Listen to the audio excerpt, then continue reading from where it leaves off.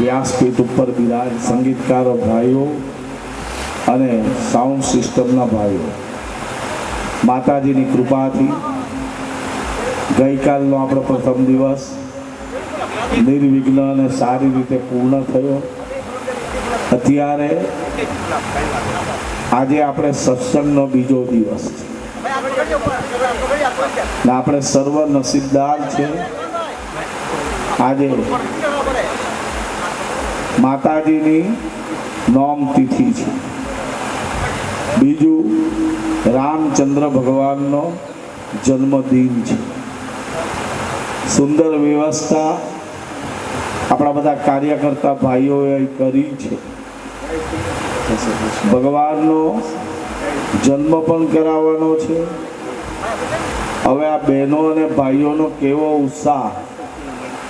બાપુને મેં વિનંતી કરી છે, દાદાને, આસોની નવરાત્રિએ તો આપણે ગરબા ગાઈએ જ છીએ, પણ બાપુને મેં કીધું કે ચૈત્રીની નવરાત્રિમાં કંઈક તમે ગરબાની રમઝટ આપો અને તમે બધાને આનંદ આપજો. તો પૂજ્ય સાગર દાદાને અમે વિનંતી કરીએ, હવે અત્યારે આપણું વક્તવ્યની શરૂઆત કરે. આશીર્વચનો આપણે અંત પૂર્ણાહુતિ વિરામ સમયે આપીશું. અસ્તુ. હા, એક વાત કહેવાની રહી ગઈ. આપણા મોટા દાદા આજે પણ આવે છે, એ બહુ આનંદની વાત છે. તમે વિચાર કરો કે આપણા ગામનો શું પ્રેમ હશે કે સુરતથી પાછા આવી રહ્યા છે, એમને શું આનંદ હશે ને તમારા પર કેટલી માયા થઈ ગઈ હશે. હવે દાદા જ આવે. હવે દાદા આવે ને, દાદા કંઈક બોલે મૂકે તો જરાક હાથ ઊંચા કરીને તાળી પાડવાનું આપણું જોર રાખજો. વેફર બિસ્કિટ જોઈએ તો બાજુમાં રાખી મૂકવાની. આ સત્સંગ હરિકથા જે છે ને, એક આપણો પાપ ધોવાનો માર્ગ છે. તમારું મારું શરીર પાપથી ભરાઈ ગયું છે. પાપ જ્યાં આપણા શરીરમાં કાપ મૂકશો ત્યાં પાપ નીકળશે. તો આ એક સત્સંગ પાપ ધોવાનો માર્ગ છે. દાદાને વિનંતી કે આપની શરૂઆત કરો. અસ્તુ. બીજો દિવસ. આજની કથા એના પ્રારંભમાં આપ સૌને વ્યાસપીઠ પરથી અમારા જય સિયારામ.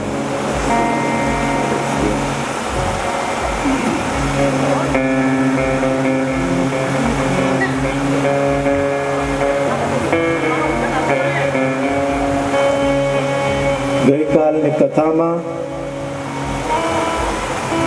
માં ભવાનીનું મંદિર, એનું મહત્વ, એનો મહિમા આપણે ગાયો હતો. ગઈકાલની કથામાં વિશેષ સારું કામ કરો ને તો આંગળી ચીંધવાનું પણ પુણ્ય છે. અંગરાજ સૂર્યપુત્ર કર્ણની વાત આપણે ગઈકાલની કથામાં કરી હતી. ગઈકાલની કથામાં તું કાળી અને તું જ કલ્યાણી મોરી માં. માને યાદ, કારણ કાલે 8મું નોરતું હતું. વિશેષ ગઈકાલની કથામાં પોથીજીનું શું મહત્વ છે, પોથી યાત્રાનું શું મહત્વ છે, પોથી પૂજનનું શું મહત્વ, એની પણ મેં તમને વાત કરી હતી. તદુપરાંત એકવાર કૈલાસના શિખર ઉપર ભગવાન શિવને કથા સાંભળવાની ઈચ્છા થઈ અને માતા સતીને સાથે લઈ અને ભગવાન શિવ કરાવી દીધું છે. વારંવાર હનુમાનજીને યાદ કરી અને બીજા દિવસની કથાને આપણે આગળ વધારીએ.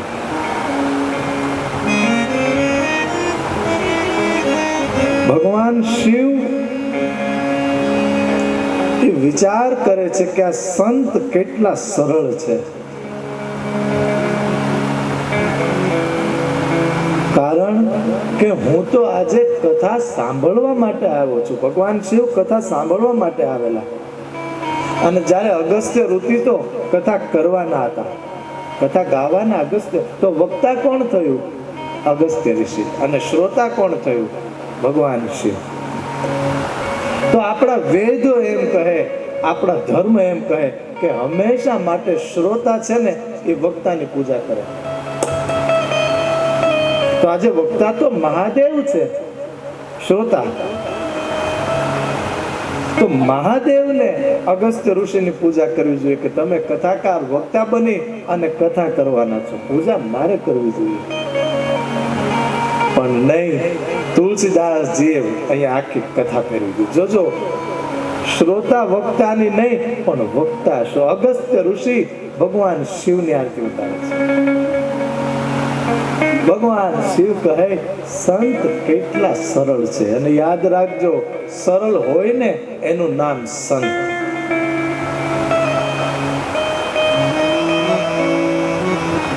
શિવ કહે કે ઋષિ મને રામ કથા સંભળાવો. અને પોતાની વાણી પવિત્ર થાય એટલા માટે અગસ્ત્ય ઋષિએ હવે ભગવાન શંકરની સામે રામ કથા ગાવાનો પ્રારંભ કર્યો છે. અગસ્ત્ય ઋષિ કથા કરે અને શિવ અને સતી સામા બેઠા છે. સુંદર કથા ચાલે છે. કોઈ પ્રસંગ આવે તો મહાદેવ પ્રસન્ન થઈ જાય, કોઈ પ્રસંગ આવે તો મહાદેવ રડી. આવી સુંદર કથા એ ઋષિના આશ્રમમાં ચાલુ થઈ છે. પણ સતી એટલી સુંદર કથા ગાઈ રહ્યા છે અને ભગવાન શિવે કથા સાંભળી પણ સતી એ કથા નથી સાંભળતા. અને માટે તુલસીદાસજીએ શ્રોતામાંથી માતાનું નામ હટાવી દીધું છે. તુલસીદાસજી એમ કહે રામ કથા મુનિ બરજ બખાની શ્રી રામ જય રામ જય જય રામ સોની મહેશ પરમ સુખ માની શ્રી રામ જય રામ જય રામ.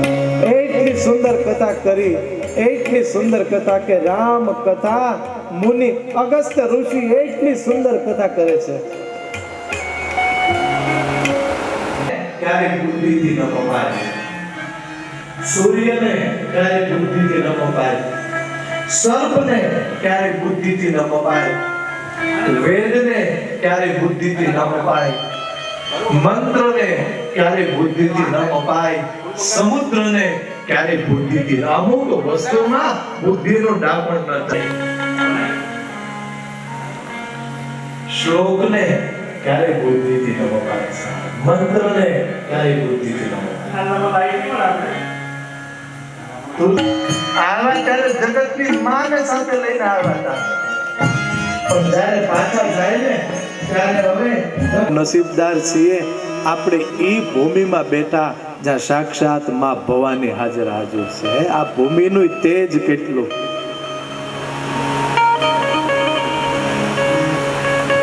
ભવાની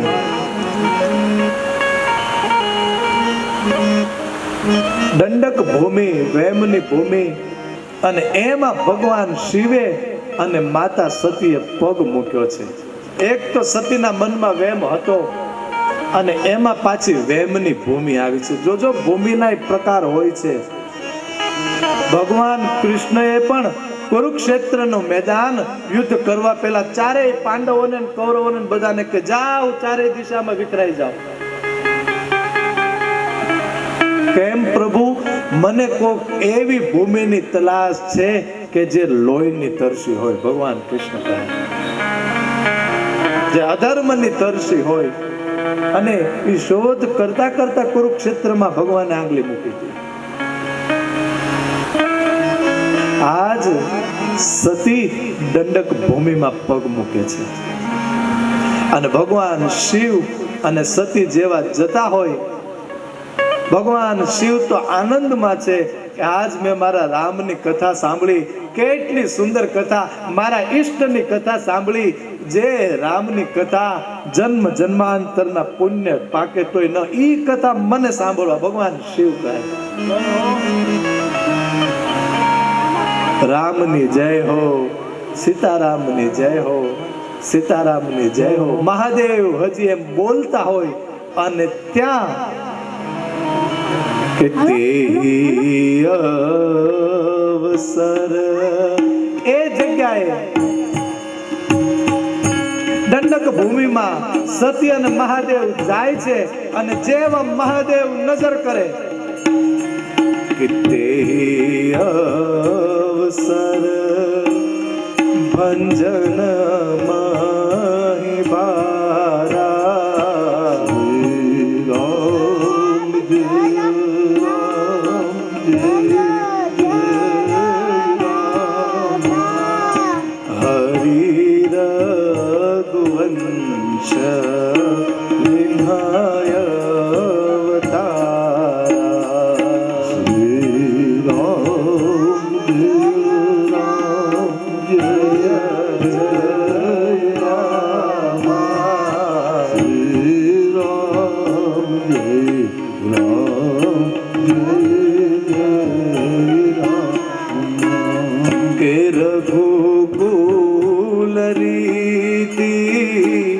સદા ચલિયાઈ રઘુકુલ રીતિ સદા ચલિયાઈ રઘુકુલ રીતિ. રઘુકુલની રીતિ એ સૂર્યનો વંશ.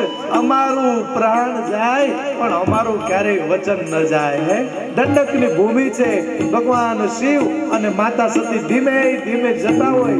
રામ જય રામ જય જય રામ શ્રી રામ જય રામ જય જય રામ.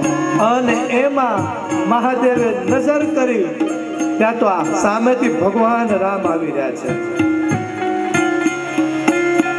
મહાદેવ કહે કે રામ. મહાદેવ બરાબર જોવે છે કે રામ. રામ અને લક્ષ્મણ ધીમે ધીમે સામે.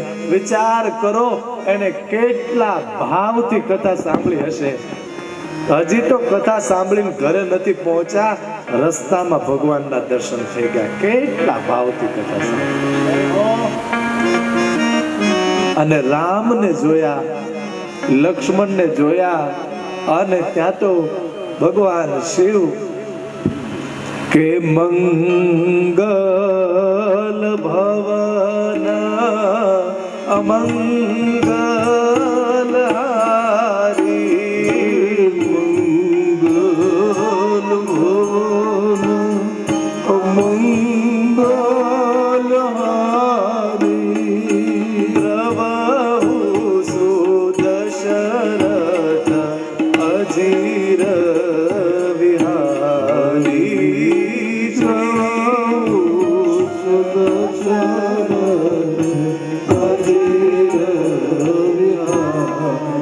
રામ અને લક્ષ્મણ ને આવતા જોયા. મહાદેવ ભાવ વિભોર થઈ ગયા છે. જય જય રામ શ્રી રામ જય રામ જય જય રામ. મહાદેવ રામની જય હો, રામની જય હો, સીતારામની જય હો. અને મહાદેવ રામને પ્રણામ કરે છે, પ્રણામ.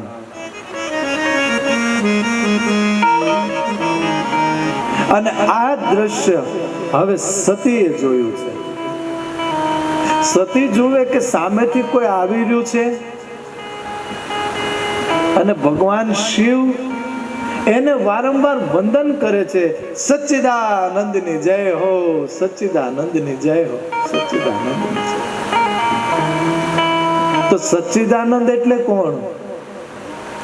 કે જેમાં સત્ય છે, જેનું ચિત્ત એકાગ્ર છે અને જે સર્વત્ર આનંદમાં છે. સચ્ચિદાનંદ કોને કહેવાય? કે જેનામાં સત્ય હોય, જેનું ચિત્ત સ્થિર હોય અને જે સર્વત્ર આનંદમાં હોય ને એને સચ્ચિદાનંદ કહેવાય.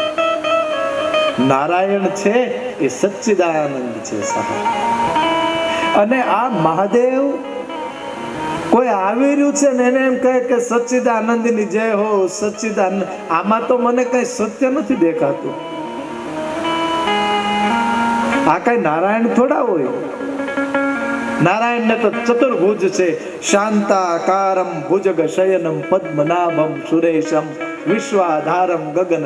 ભગવાન વિષ્ણુ તો ક્ષીરસાગરમાં શયન કરે છે, જેના ગળામાં પુષ્પની માળા, શંખ ચક્ર ગદાધારી, જેની સેવા સાક્ષાત માં લક્ષ્મી કરે. અને ભગવાન મહાદેવ આને સચ્ચિદાન, આમાં મને કઈ સત્ય દેખાતું નથી. અને ચિત્ત, આમનું ચિત્ત તો ભટકતું લાગે છે, કારણ રામ અને લક્ષ્મણ રડતા હતા. આમથી તેમ વ્યાકુળ છે રામ. અને આનંદનો તો સવાલ જ નથી, કારણ આ તો રડે છે. આમાં મને કઈ આનંદ દેખાતો નથી, આમાં સત્ય નથી, આમનું ચિત્ત એકાગ્ર નથી, આ કઈ આનંદનું સ્વરૂપ નથી. ભગવાન આને સચ્ચિદાનંદ કેમ કહે? પણ તરત સતીને બીજો વિચાર આવ્યો છે કે વિશ્વનાથ મમનાથ પુરારી રામ જય રામ જય જય રામ. ભગવાન શિવ વિશ્વનાથ છે. અને જો ભગવાન શંકર કોઈને પ્રણામ કરતા હોય તો નક્કી આમાં કંઈક તથ્ય હશે. નકર ભગવાન શિવ થોડા કોઈને પ્રણામ કરે, નક્કી આમાં કંઈક છે. આખી દુનિયા ભગવાન શંકરને પ્રણામ કરે, પણ ભગવાન શંકર પ્રણામ કરે વળી આ છે કોણ? સતી ભગવાન શંકરની સામુ જોયા કરે છે અને ભગવાન શંકરને કહે કે પ્રભુ, તુમ ત્રિભુવન ગુરુ વેદ બખાની, રામ જય રામ જય જય રામ. પામર જીવ કહાતે જાની, શ્રી રામ જય રામ જય જય પ્રભુ. તમે તો ત્રિભુવનના ગુરુ છો, આખા સંસારના તમે ગુરુ છો. અને પ્રભુ, તમે કોઈને પ્રણામ કરો, આ વાત કેમ શક્ય બને? અરે પ્રભુ, બ્રહ્મા વિષ્ણુ અને દેવતાઓ તમારે આધીન હોય છે, અને આ તમે કોઈને, અને સચ્ચિદાનંદની જય હો, સચ્ચિદાનંદ. પ્રભુ, આ છે કોણ? સતીએ પ્રશ્ન કર્યો, કોણ છે પ્રભુ? ભગવાન શિવ કહે, દેવી, તમે એમને નથી ઓળખતા? નહીં પ્રભુ, હું કેવી રીતે ઓળખું? અરે દેવી, તમે એને પ્રણામ નથી કર્યા?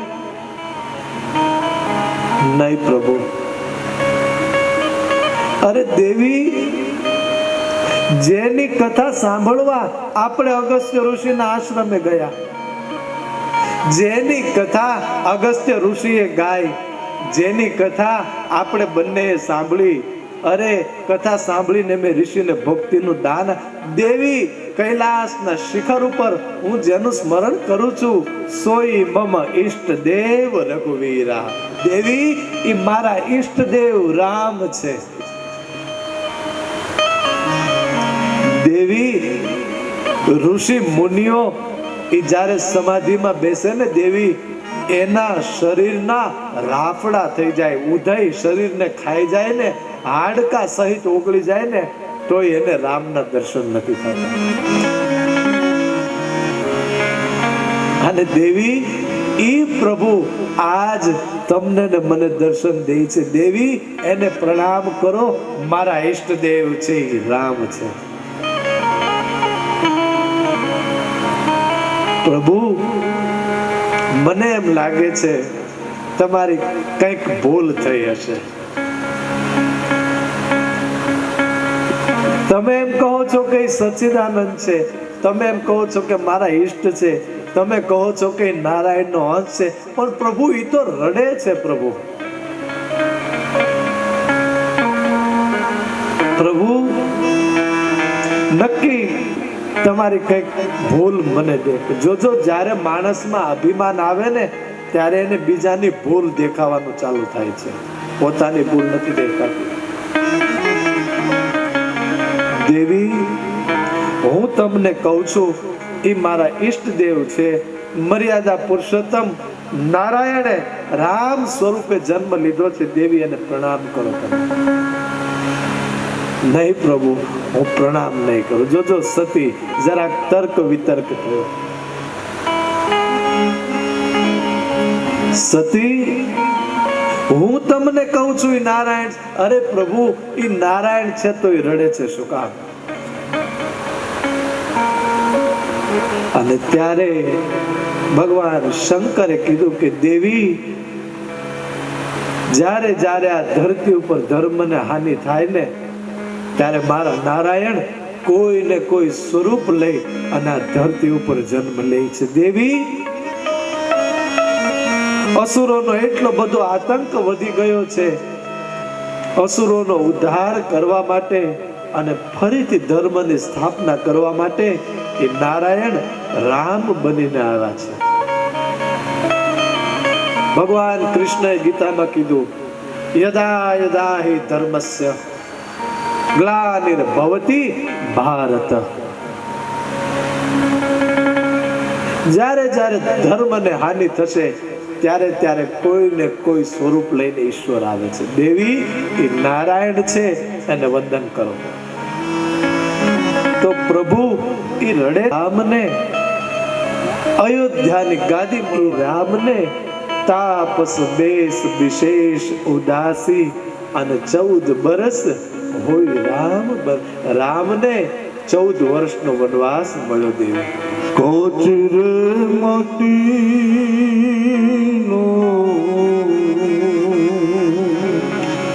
પુલિયું બંધાણો,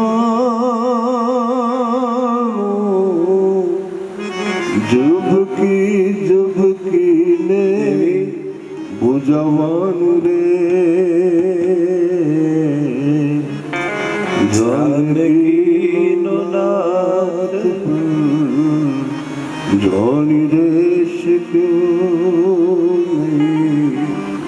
કાલે સવારે. દેવી, જે રામ રાજા બનવાના હતા ને, એને 14 વર્ષનો વનવાસ મળ્યો છે. સમયનું ચક્ર ફરે ને સાહેબ, ત્યારે રાજાને રંક બનાવી દે અને રંકને રાજા બનાવી દે છે સાહેબ. કાચી રે માટીનું કોડિયું આકાયા, જબકી જબકીને બુઝાવાનું રે.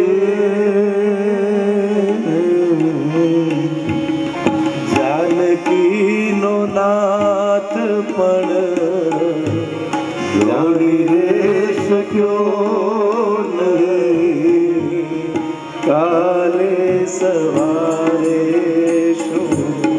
કાલ શું થવાનું ને એ કોઈને ખબર નથી, માટે કહું છું કર્યા એ કામ અને ભજા એટલા રામ સાથે. તન મન ધન ના તલખે જિસકી ગાણી ધૂના કરતી,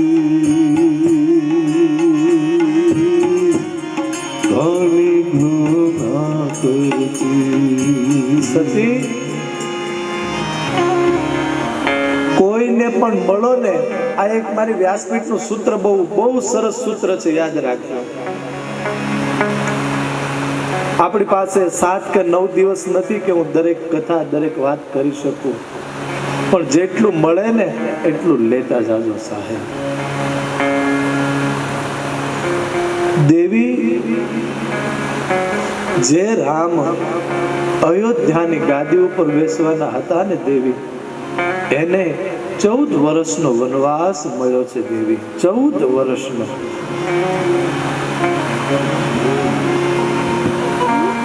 એક વાર હંમેશા યાદ રાખજો કે રાત્રે જમી કારવી આખા દિવસનું કામ પતાવીને સૂઈ ગયા, એ સૂઈ ગયા, બીજા દિવસે જગાડવા કે નહીં ને એ ડોરી મારા રામના હાથમાં છે સાહેબ. સુતેલાને જગાડવો કે નહીં એની ડોરી ઈશ્વરના હાથમાં છે. કેટલા સપના લઈને માણસ સૂતું હોય, કેટલા સપના. કાલે આમ કરી દઈશ, કાલે તેમ કરી દઈશ, કાલે ફરવા જઈશ, કાલે ખરીદી કરવા જઈશ, લગ્ન કરવાના છે, ઘરમાં પ્રસંગ આવવાનો છે, પણ ઈ જ સાહેબ કુદરત ન કળે ને કાળે અકાળે મૃત્યુ આવી જાય. કોઈને ખબર નથી કે કાલે શું થવાનું. માટે કર્યા એટલું કામ, જેટલું સારું થાય ને એટલું કામ કરી લેજો, અને જેટલો સમય મળે ને એટલું પ્રભુનું ભજન કરી લેજો. બસ જ્યારે જ્યારે સમય મળે, હું એમ નથી કહેતો કે 24 કલાક બેઠા જ રહ્યો કીર્તન કરવા માંડો, નહીં, પણ જ્યારે જ્યારે સમય મળે ને બીજું કંઈ કરવા કરતા ભગવાનના ભરોસે બેસી જાજો સાહેબ. કોઈ માણસના ભરોસે બેસવું ને, માણસના ભરોસે રહેવું ને, એની કરતા ઈશ્વરના ભરોસે બેસી જાજો સાહેબ. તમારે ક્યારેય પછતાવાનો કે હારવાનો વારો નહીં આવે.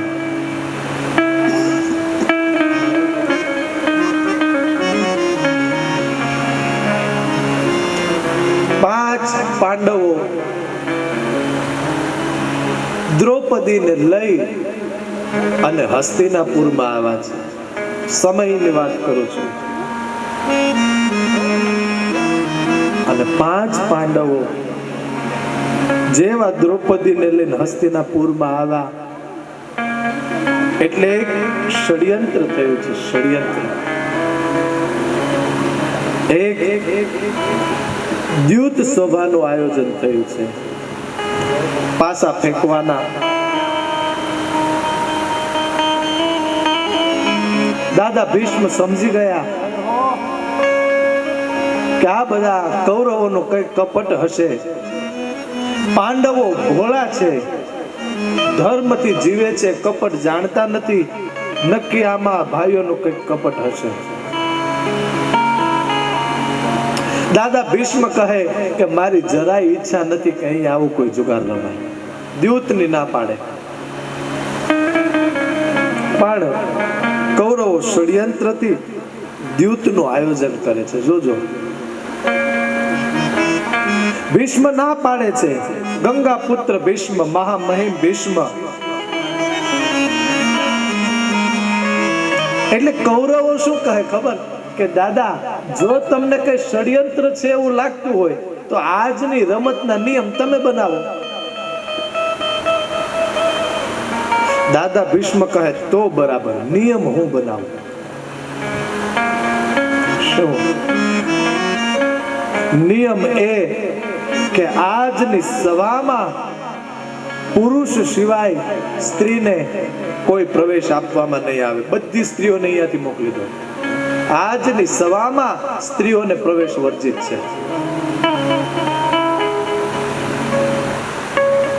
કૌરવોનો તો વિચાર કંઈક અલગ હતો. એ કે દાદા આવો નિયમ થોડો, હા આ નિયમથી રમવું હોય તો રમો. આજની સભામાં પુરુષ સિવાય કોઈ પણ સ્ત્રી પ્રવેશ નહીં કરી શકે.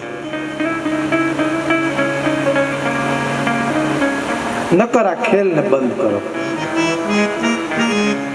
કૌરવ સાહેબ ધીમે ધીમે એ કપટનું દ્યુત ચાલુ થયું છે. યુધિષ્ઠિર ધીમે ધીમે ધીમે હારવા. યુધિષ્ઠિર કહે બસ તમારે જોતું તું એ મળી ગયું. મારું જેટલું હતું ને એ બધું હવે તમારું થઈ ગયું. એટલે દુર્યોધન કહે ઉભારો ભાઈ, એક કામ કરીએ. શું? સાંભળો, તમારી પાસે એક દાવ જો તમે આ જીતી જાઓ તો જેટલું હાર્યા છો એ પણ, અને અમારી પાસે જે કંઈ છે આ બધું તમારું. જાઓ. યુધિષ્ઠિર કહે તો ભલે, મારા ભાઈ ભીમને દાવ ઉપર લગાડું છું. જો પાછું તમને પાંચે ભાઈઓને એવું મુક્ત કરી દો. પણ ધર્મરાજ કહે મારી પાસે દાવ લગાડવા જેવું કઈ નથી. એક વસ્તુ છે, તમારી પત્નીને હવે બાજીમાં મૂકો, દાવમાં મૂકો.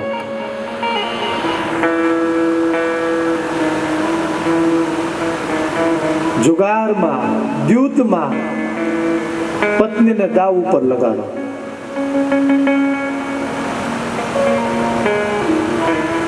ગુજરાતીમાં, સૌરાષ્ટ્રમાં અમારે કહેવત છે, અને હું તો કહું દુનિયાની દરેક ભાષામાં કહેવત છે કે વિનાશ કાળે વિપરીત બુદ્ધિ.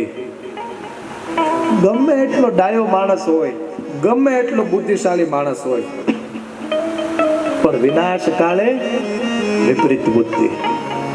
અને ધર્મરાજ યુધિષ્ઠિર હવે આ સભામાં પોતાની પત્નીને દાવ ઉપર મૂકે છે. હવે મારી પત્ની ઉપર દાવ રમો.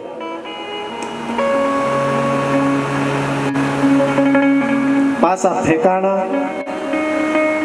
અને આ બાજી પણ ધર્મરાજ યુધિષ્ઠિર હારી જાય છે. પત્નીને હારી ગયા. પત્નીને હારી ગયા એટલે દુર્યોધન ઉભા થયા કે બસ હવે મારે જે જોતું તું ને એ હવે મળ્યું છે. બોલાવો દ્રૌપદીને.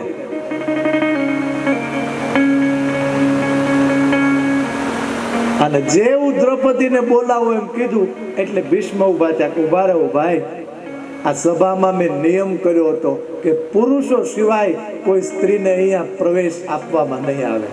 હું જાણતો હતો કે આજે આવું કંઈક કપટ થશે. આ તો ગંગાના દીકરા છે, ગંગા પુત્ર ભીષ્મ, મહામહિમ ભીષ્મ, શાંતનુના દીકરા છે. એક સમયમાં સ્વર્ગના ગંધર્વ હતા, દેવવ્રત, એ આવ્યા છે. ભીષ્મ મેં નિયમ કર્યો હતો કે આજની સભામાં પુરુષ સિવાય કોઈ સ્ત્રી નહીં, દ્રૌપદી નહીં આવે. ત્યારે દુર્યોધન કહે દાદા ભૂલી ગયા, કોઈ સ્ત્રી નહીં આવે, કોઈ પટરાણી મહારાણી નહીં આવે, પણ આપણે એમ કીધેલું કે દાસી તો આવી શકે. અને જ્યારે આ યુધિષ્ઠિર પત્નીને હારી ગયા એટલે દ્રૌપદી અમારી દાસી છે, દાસી તો આવી શકે. જાઓ ભાઈ, દ્રૌપદીને લઈ આવો. જોજો દુશાસન કહે કે ના પાડે તો બળ જબરાઈ કરજો, પણ કોઈ પણ હાલતમાં દ્રૌપદીને લેતા. દુશાસનમાં ઓછી તાકાત નહોતી. 100 હાથીનું બળ દુર્યોધનના ભાઈમાં હતું. 100 હાથીનું બળ આવ્યા છે. દ્રૌપદી તો સ્ત્રીઓની વચમાં બેઠા છે, પોતે સમ્રાજ્ઞી, પટરાણી, મહારાણી. દુશાસન કહે કે દ્રૌપદી ઉઠો, મહારાજ દુર્યોધન તમને બોલાવે છે. દ્રૌપદી કહે મને બોલાવવા વાળો દુર્યોધન તે વળી કોણ? મારી ઈચ્છા હોય ત્યાં હું આવું, કારણ હું પટરાણી છું, મહારાણી છું. સાંભળો, હવે તમે મહારાણી નથી, તમે અમારી દાસી છો.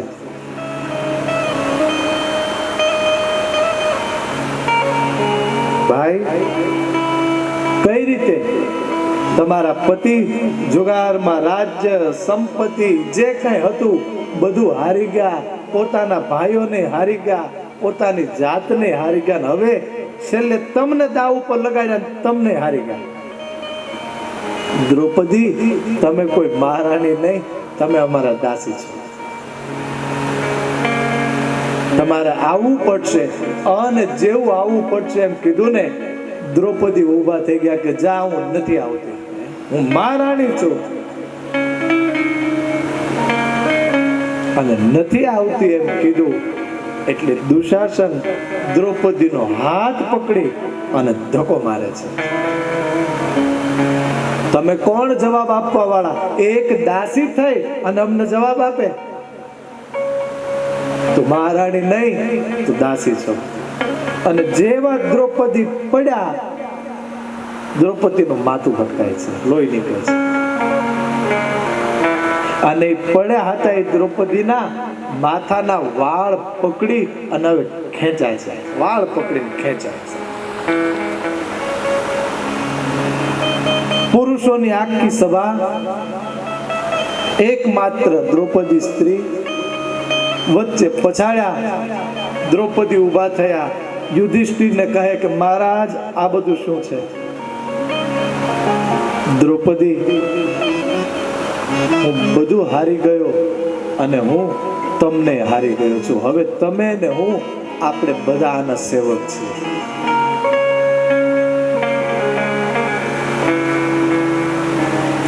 દુર્યોધન કહે, દ્રૌપદી, હવે કોઈ રાણી નથી, હવે તું અમારી દાસી છો. અને હવે હું તને કહું છું, અહીંયા આવ અને મારા પગ ઉપર જે સાથળનો ભાગ કહેવાય, જાંઘ કહેવાય, મારા જાંઘ ઉપર આવીને બેસો. દ્રૌપદી કહે, હું આવું નહીં. અને જેને ભીમ જેવો પતિ હોય, જેનામાં હજારો હાથીનું બળ, ભીમ આને મારો. ભીમ કહે, મારીથી ન મરાય, કારણ હું તો સેવક છું, અને સેવક ક્યારેય માલિકને મારે નહીં.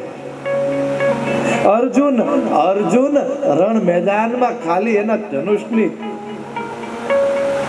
રણ મેદાન. અર્જુન, તમે તો ઊભા થાવ. અર્જુન કહે, મારી પાંચ પતિ નીચે જોઈને બેઠા છે.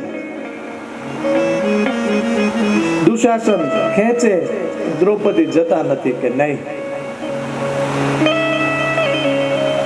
અને એમાં દુર્યોધન બોલ્યા કે જો એ માનવા તૈયાર ન હોય ને, તો દુશાસન, આ પુરુષોની સભાની વચ્ચે આ સ્ત્રીને નિવસ્ત્ર કરો, એના કપડા ઉતારો.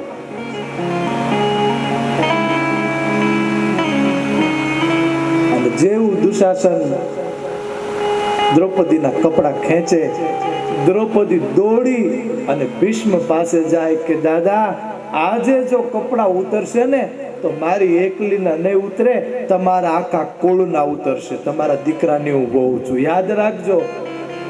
આજે લાજ જા તો મારી નહીં જાય, તમારી જશે. અને તમે બેઠા હો, અને આ કોઈની તાકાત છે કે મને હાથ લગાવે દાદા? અને આ સત્ય હતું, કોઈની તાકાત નહોતી ભીષ્મની સામે નજર ઊંચી કરી શકે. પણ ભીષ્મ કહે, હું શું કરું? મેં તો વચન આપ્યું છે કે મહારાજ જે કરે બધું મને મંજૂર છે, મારીથી મહારાજ વિરુદ્ધ ન જવાય. દુશાસન વસ્ત્ર ખેંચે, દાદાએ ના પાડી. પાંચ પતિ બેઠા છે, કોઈ ઊભા થતા નથી. હવે દ્રૌપદી દોડી અને ગુરુ દ્રોણ પાસે આવ્યા છે. ગુરુ, તમે તો બ્રહ્મ છો, તમે તો બ્રાહ્મણ છો, મારા પતિ એ તમારા શિષ્ય છે, માટે હું તમારા દીકરાની વહુ સમાન છું, તમે તો મને બચાવો. અને જેવા ગુરુ દ્રોણ ઊભા થવા જતા હોય ત્યાં તો એનો દીકરો અસ્વસ્થામાં કહે કે જો પિતાજી આજે કંઈ બોલ્યા કે શસ્ત્ર લીધું ને, તમને તમારા દીકરાના સોગંદ છે. ગુરુ દ્રોણ પણ દીકરી હું લાચાર છું. ન તો દાદા કઈ બોલ્યા, ન તો ગુરુ દ્રોણ કઈ બોલ્યા, ન તો સભામાં ઉપસ્થિત કોઈ બોલ્યા, ન તો પાંચ પતિ. ત્યારે એક નજર હવે દ્રૌપદીની કર્ણની ઉપર પડી છે. સૂર્યનો પુત્ર કર્ણ. કર્ણ, તમે તો ધર્મથી જીવવા વાળા છો, તમે તો કંઈક બોલો કર્ણ. અને ત્યારે કર્ણ ફક્ત એટલું બોલ્યા કે દ્રૌપદી, હું તમને બચાવી તો શકું, પણ કયા હિસાબે બચાવું? તમે પોતાની જાતને સતી સમજો છો, પણ જે સ્ત્રીને 5-5 પતિ હોય ને એ સ્ત્રી નથી, એ તો વેશ્યા છે. આવો કર્ણએ શબ્દ માર્યો છે. તમે સતી સમજો છો?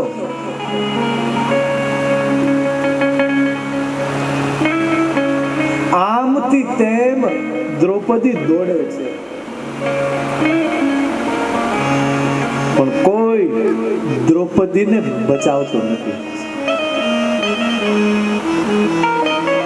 આ બાજુ દુશાસન ધીમે ધીમે સાડીઓને એવો ખેંચતો જાય. અત્યાર સુધી તો દ્રૌપદીએ સાડીને પકડી છે, સામી તાકાત કરે છે, કોઈ પાસે મદદ માંગે છે, કોઈ મદદ કરવા આવતું નથી. આ બાજુ ભગવાન કૃષ્ણ દ્વારિકાની અંદર ભોજન કરવા બેઠા છે, જમવા માટે. થાળી પીરસાણી છે. 16,108 પટરાણીઓ જેની સેવામાં. પણ ભગવાન થાળીની સામું જોઈને બેઠા છે, જમતા નથી. રૂક્ષ્મણી કહે, કૃષ્ણ શું થયું તમને? અને ત્યારે કૃષ્ણએ જવાબ આપ્યો કે રૂક્ષ્મણી, જ્યારથી આ સૃષ્ટિની ઉત્પત્તિ થઈને અને જ્યાં સુધી આ સૃષ્ટિ રહેશે ને, આજ સુધીમાં નથી થયું એવું થઈ રહ્યું છે. કૃષ્ણ કહે, શું થયું છે? રૂક્ષ્મણી, હસ્તિનાપુરમાં લાખો પુરુષોની વચમાં એકલી સ્ત્રીના વસ્ત્ર ઉતારવામાં આવી રહ્યા છે. લાખો પુરુષોની વચમાં. અને આ સ્ત્રી બીજું કોઈ નહીં પણ દ્રૌપદી છે. અરે કૃષ્ણ, એટલું બધું થઈ રહ્યું હોય અને તમને ખબર હોય તો તમે બેઠા છો શું કામ? તમે તો જાઓ.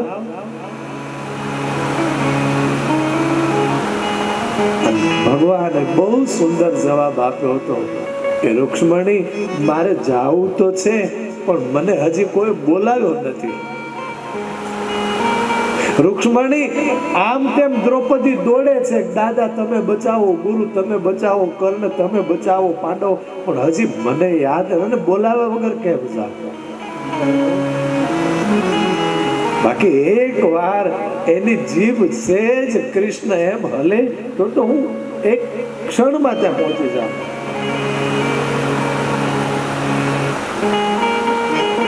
અને આ બાજુ દ્રૌપદી જે આમથી તેમ ભાગતા હોય, દોડતા હોય, એ દ્રૌપદી જેટલું સાડી પકડાય ત્યાં સુધી તો પકડી છે, પણ આખી સાડી ઉતરવા આવી અને દ્રૌપદી સાવ નિવસ્ત્ર થવાની તૈયારીમાં. અને ત્યારે દ્રૌપદીને સમજાઈ ગયું કે સંકટ સમયમાં હવે કૃષ્ણ સિવાય કોઈ આવશે નહીં. સંકટ સમયમાં હરામ ન આવે, સંકટ સમયમાં રામ આવે. હરામ ન આવે, રામ આવે. જે દ્રૌપદી અત્યાર સુધી સાડી પકડેલી હતી, એ દ્રૌપદીએ સાડી છોડીને દુશાસનને કીધું કે ભલે ભાઈ, જો તમારે મને નિવસ્ત્ર કરવી હોય ને તો મને નિવસ્ત્ર કરો. દ્રૌપદી સાડી છોડી છે અને હવે દ્રૌપદી બોલ્યા કે હે ગોવિંદ કૃષ્ણ,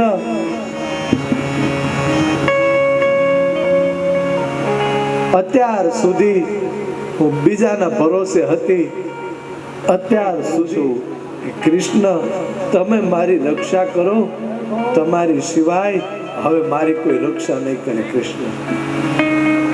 એટલું કહી બે હાથ જોડી દ્રૌપદીએ પોતાની સાડી છોડી દીધી છે. અત્યાર સુધી જે પકડતા હતા એને સાડી મૂકી દીધી કે ભાઈ હવે આમ પણ નિવસ્ત્ર અને આમ પણ નિવસ્ત્ર. બહુ સુંદર દ્રૌપદી શબ્દ બોલ્યા હતા કે કૃષ્ણ, જો આ સભામાં હું નિવસ્ત્ર થઈને આબરૂ તમારી થશે. અને દ્રૌપદીએ જેવી સાડી મૂકી, ગોવિંદ રક્ષા કરો એમ કીધું, આ બાજુ જેવો દુશાસન સાડી ખેંચવા જાય ત્યાં તો ભગવાન કૃષ્ણ ત્યાં આવીને ઉભા રહી ગયા છે. સાક્ષાત ભગવાન કૃષ્ણ હસ્તિનાપુરમાં. અને હસ્તિનાપુરની સભામાં દ્રૌપદીની ફરતી બાજુ એટલા બધા વસ્ત્ર ભગવાને વીંટાળી દીધા છે કે કોઈને દ્રૌપદીએ દેખાતી નથી. દ્રૌપદી છે ક્યાં? દુશાસન વસ્ત્ર ખેંચા કરે પણ હરિ અનંત, એમ હરિની લીલા અનંત છે સાહેબ. એ વસ્ત્રનો ક્યારેય પાર નથી આવતો. ભગવાને દ્રૌપદીની આબરૂ જવા નથી દીધી અને એવો ક્રોધ ભગવાનને ચડ્યો છે કે આજ સભામાં કૌરવો બધાનો વધ કરી નાખ્યો સાહેબ. પણ ત્યારે અંધ ધૃતરાષ્ટ્ર બોલ્યા છે મારા દીકરાની ભૂલ થઈ, પ્રભુ એને માફ કરો.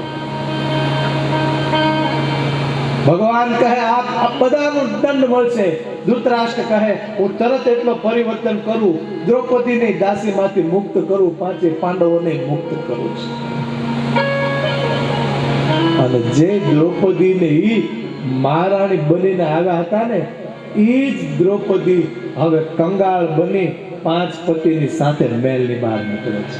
માટે કાલે શું થવાનું ને એ કોઈ ન ખબર. માટે પ્રભુને કહેજો કે પ્રભુ, જીવનની ડોર તો તારા હાથમાં છે, પણ મારું જીવન કેવું જીવાડશે કે હરી તું ઈ ગાડું મારું ક્યાં લઈ જાય કાંઈ ન જાણું. હરી તું ગાડું મારું ક્યાં લઈ જાય કાંઈ ન જાણું, કાંઈ ન જાણું રે,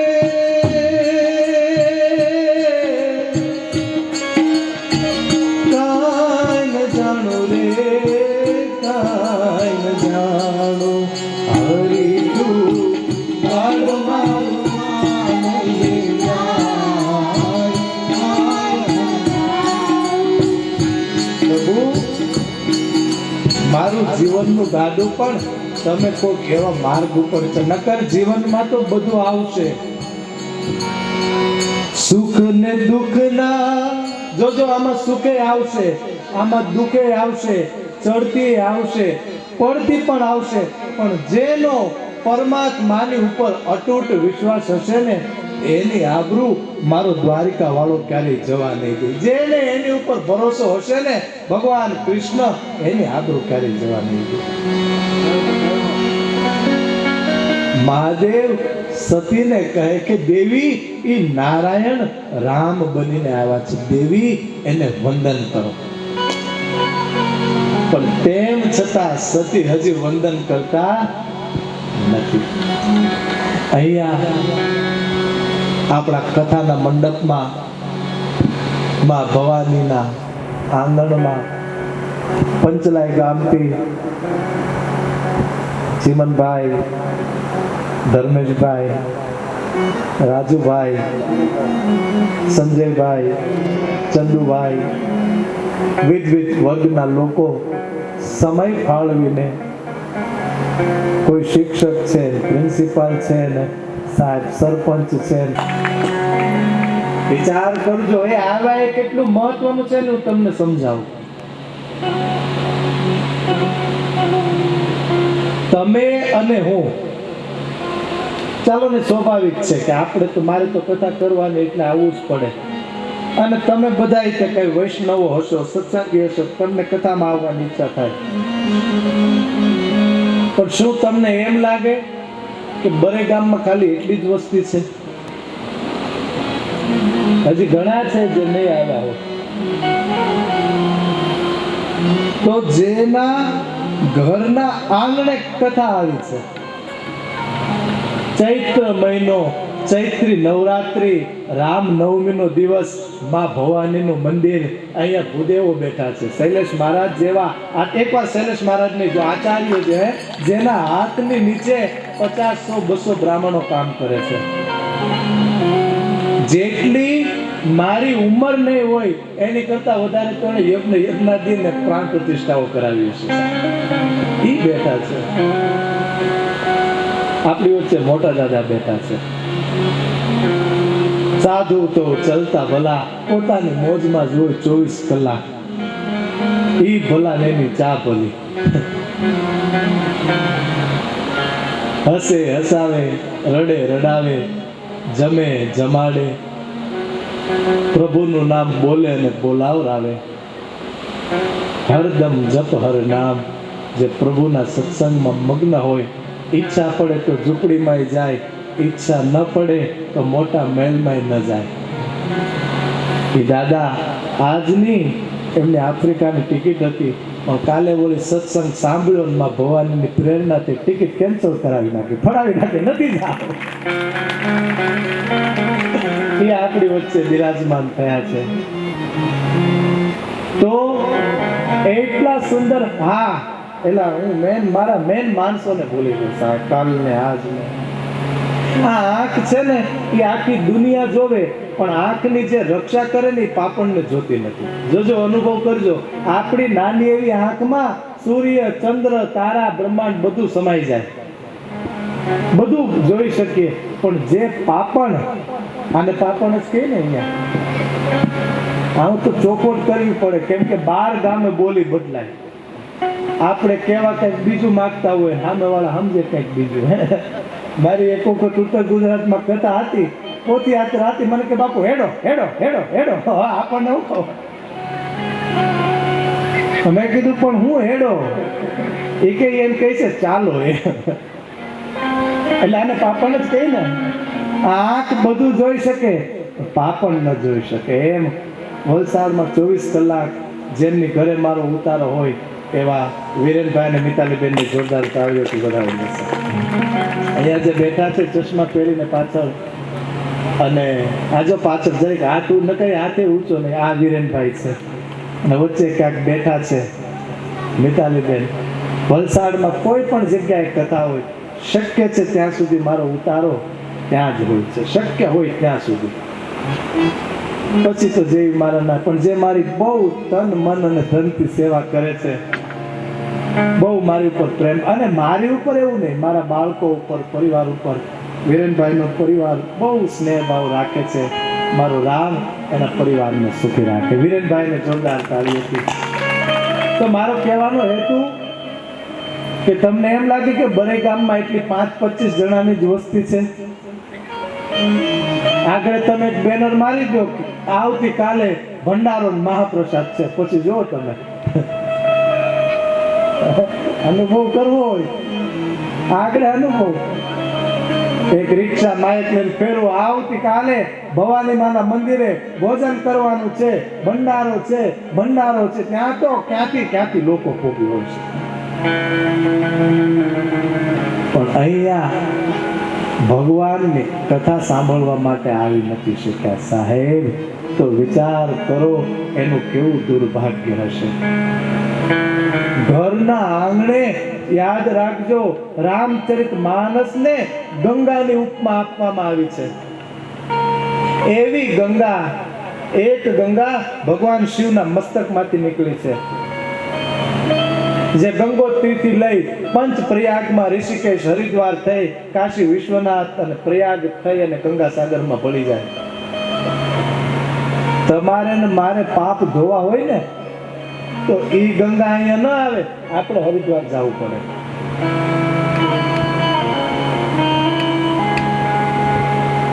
પણ રામ નામની ગંગા ભગવાન શિવ કહે કે આ ઈ ગંગા છે, તમારે જેની પાસે નથી જવું પડતું ઈ તમારા ઘરના આંગણે. આજ બરઈ ગામના આંગણે રામ કથા રૂપી ગંગા આવી છે. જેટલી ડૂબકી મરાય ને એટલી ડૂબકી મારી લેજો. તો તમે વિચાર કરો, આપણા ગામમાં કથા હોવા છતાંય કેટલા લોકો હશે જે કથામાં આવી નહીં શક્યા હોય, અને આ લોકો 5-25 કિલોમીટરથી ખાસ પ્રભુનું નામ સાંભળવા આવ્યા છે. એની ઉપર પરમાત્માની કેટલી કૃપા છે. માટે કહું છું કે લોકોને એકવાર જોરદાર તાળીઓથી વધાવી. અને પંચલાઈ ગામમાં તો અત્યારે આશ્રમના નિર્માણની પણ પ્રક્રિયા ચાલુ છે. ત્યાં મહાદેવજીના મંદિરની નજીકમાં દાદાનો એક આશ્રમ બનાવવાના છે. આવો એ લોકોનો સુંદર વિચાર છે કે દાદા અમારા ગામમાં આશ્રમ બને અને એ આશ્રમમાં 5-15 દિવસે મહિને તમારો સત્સંગ થયા કરે. કેટલી એમના ગામ ઉપર ને એમની ઉપર પરમાત્માની કૃપા હશે. બહુ દિવ્ય, બહુ ભવ્ય, બહુ સુંદર પંચલાઈ ગામમાં મહાદેવજીના મંદિરની બાજુમાં આશ્રમ બનવા જઈ રહ્યો છે. તમને પણ જ્યારે સમય મળે ત્યારે ત્યાં મુલાકાત કરતા રહેજો. વ્યાસપીઠ પરથી ફરી વખત પંચલાઈથી પધારેલા દરેક લોકોનું વ્યાસપીઠ વતી, શૈલેષ મહારાજ વતી અને બરઈ ગામના લોકો વતી સ્વાગત કરું છું. મારો રામ તમને બધાને રાજી રાખે.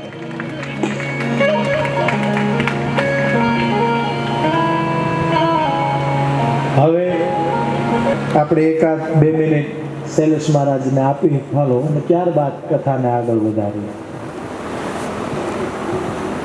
હાલો, આપણા ભવારી યુવક મંડળના આપણા 2-3 ભાઈઓ જરા આવો. આપણા જે પંચલાઈથી પધારેલા છે ચીમનભાઈ, બળવંતભાઈ અને રાજેશભાઈ, જરા આવો. ને ધર્મેશભાઈ, શંભુભાઈ, આપણું ફૂલ છે ને ભાઈ, જરા ત્યાં સ્વાગત કરી લેવું.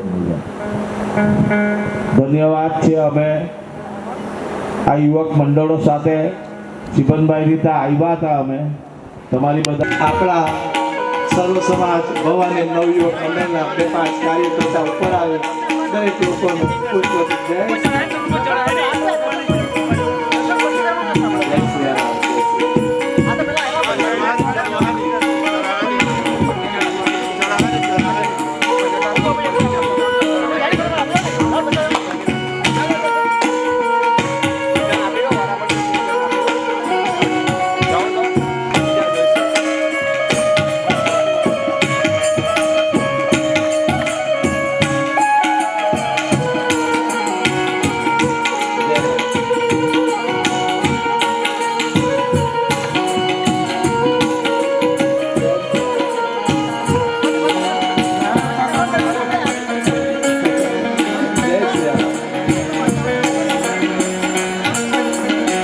નારાયણ કાકા આપણી વચ્ચે પધાર્યા છે. નારાયણ કાકા છે એટલે બસ ત્યાં નારાયણ મારો રાધારણ છોડ છે, એણે મને માયા લગાડી રે. મારું કામ લાખું મારું રાધારણ છોડ છે, એણે મને માયા લગાડી રે. અરે દ્વારિકાનો નાથ મારો રાજા રણ છોડ છે, એણે મને માયા લગાડી રે. દ્વારિકાનો નાથ મારો રાજા રણ છોડ છે, એણે મને માયા લગાડી રે. આજે એલા ચૈત્રી નવરાત્રી છે, ભગવાનની કથા છે, ઉપરથી રામનવમી છે, ભાગવત કથા છે અને કીર્તન આવે ને તેમ છતાં આપણે ઊભા. નારાયણ કાકા ઉઠો, આપણે કોઈ ઉઠે કે ન ઉઠે, ઉઠો આગળ.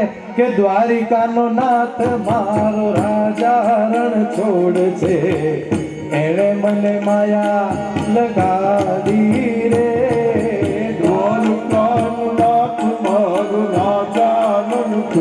જે કોઈને નાચવું હોય રામનવમીમાં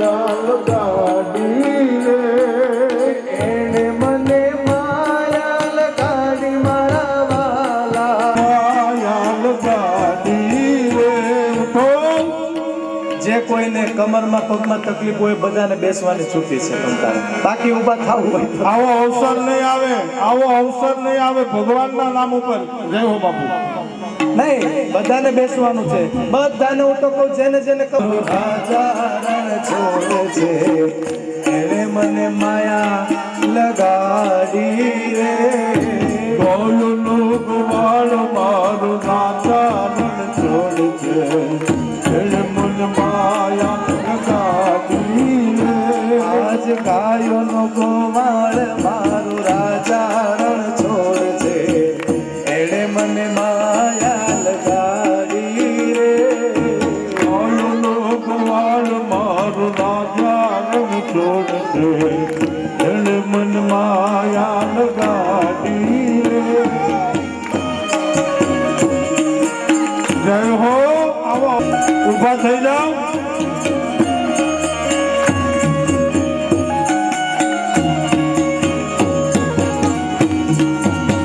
જય શ્રી રામ.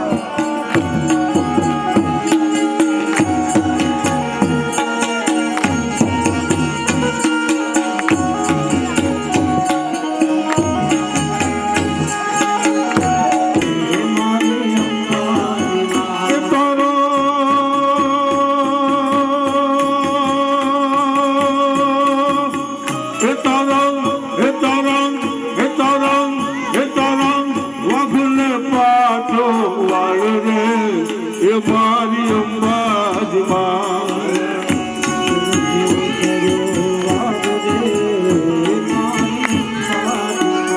તારા ડુંગરથી ઉતરો વાગરે એ મારી અંબાજીમાં મારા ડુંગરથી ઉતરો તારા ડુંગરે ચડવાની ખબરે એ મારી અંબાજીમાં ડુંગર ચડવાની મને આવડે મારું હરિ બોલ.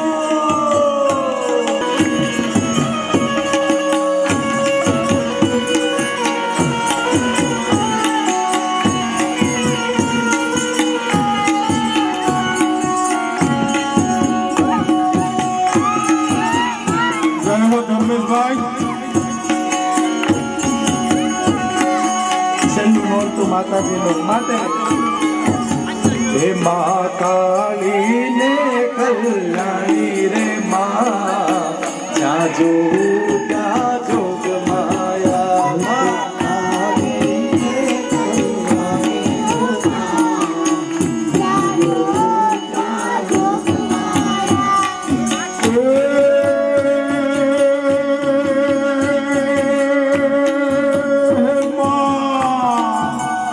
ચાલે ચાલે દેવો ખાને મોરે માં જાજુ ત્યાં જોગ માયા હાલો એમાં પેલા તે યુગમાં જાણી રે મા જ્યાં જોઉં ત્યાં જોગ માયા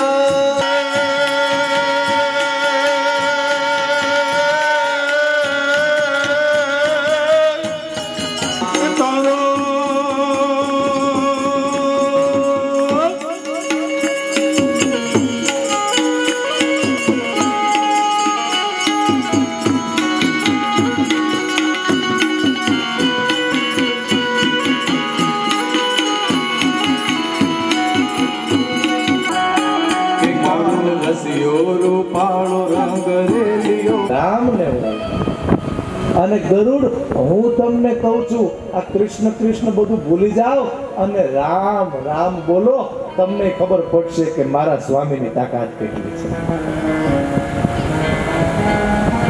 ગરુડ કે આ તો મારું અપમાન થયું અને મારા ઈષ્ટનું અપમાન થયું. તમને બોલાવ્યા છે, જલ્દી ચાલો, નકર તમને પકડીને ત્યાં લઈ જાઓ. હનુમાનજી કહે, તમે મને પકડીને લઈ જશો? કે હા, તો લઈ જાઓ, હું ક્યાં ના પાડું, જો બેઠો, લઈ જાઓ, જાઓ. ગરુડને એની શક્તિનો, એના વેગનો એટલો અભિમાન, એટલું વિશાળ સ્વરૂપ લીધું, મોટી મોટી પાંખો ફુલાવી છે, પોતાના હાથથી હનુમાનજીને પકડ્યા. શ્રી રામ જય રામ, શ્રી રામ જય રામ, જય જય રામ, શ્રી રામ, શ્રી રામ જય રામ, જય જય રામ, શ્રી રામ, શ્રી રામ જય રામ.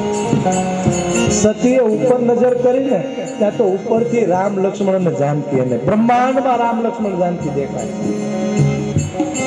સતી કઈ સમજી શકતા નથી, રામનો પાર આ બ્રહ્માંડમાં કોઈ પામી નથી શક્યું. સાહેબ, સતી વિચાર કરે કે હમણાં તો વનવાસી હતા, સાદા વસ્ત્ર પહેર્યા હતા, રડતા હતા, સીતાની શોધ કરતા હતા, અને અત્યારે રામે કેવું રૂપ બતાવ્યું. સાહેબ,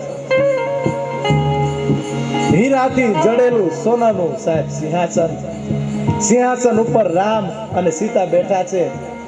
4 ભાઈઓ સેવા કરે અને બ્રહ્મા વિષ્ણુ ને મહેશ તો રામની સામે ચરણમાં બેઠા. સાહેબ, આવું ઐશ્વર્ય બતાવ્યું છે. સતી જ્યાં નજર કરે ને એને ત્યાં રામ લક્ષ્મણ ને જાનકી દેખાય. સતી કઈ સમજી શકતા નથી. સતી કહે કે આ તો વળી કેવી માયા, આ તો વળી કેવી લીલા.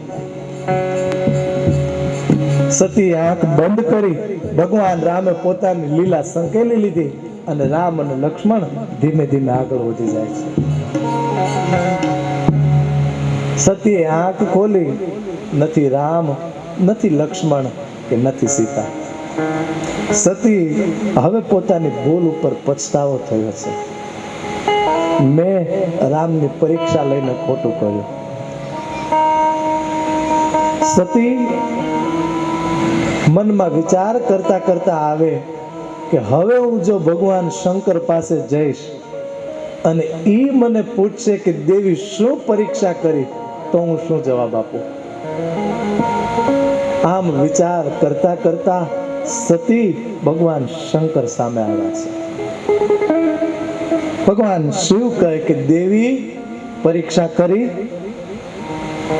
શું પરીક્ષા કરી દેવી, અને હવે તમે શું કહો, રામ બ્રહ્મ છે?